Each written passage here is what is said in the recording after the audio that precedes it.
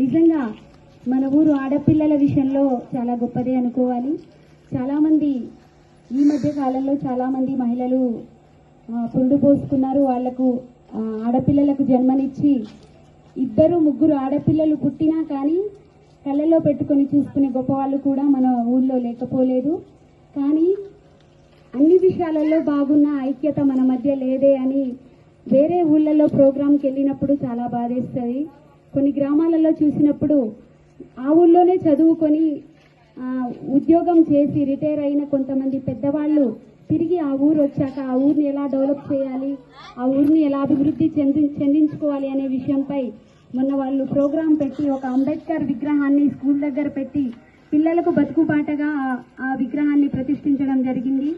మనం కూడా విద్యార్థులకు మార్గదర్శకంగా మన పిల్లల భవిష్యత్తు కోసం ప్రతి ఒక్కరూ ఆలోచించాలి. అందుకు మహిళల గురించి ఒక పాట. రక్తపు మాంసములను ముద్దగా చేసి అమ్మ ప్రాణమే ఊపిరిగా పోసి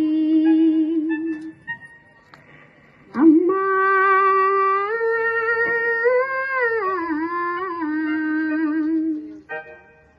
అమ్మా అమ్మా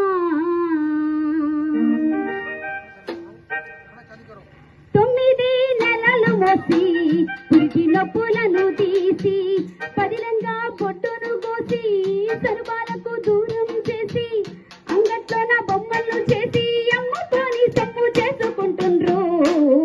ఓ అమ్మ నాన్నలారా మీరు ఆలోచించండి, కమ్మని ప్రేమ పంచలేరా కాసైన కరుణన్న చూపండి.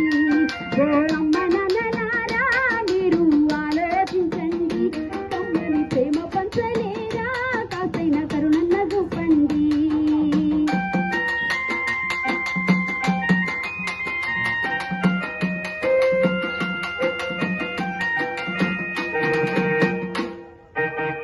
కట్టు మీద పక్షుల జూడు కట్టుకున్న గడ్డి గూడు కానరాద కళ్ళకు నేడు కాసుల కోసం పక్షుల కన్నా హీనమవుతుండ్రు.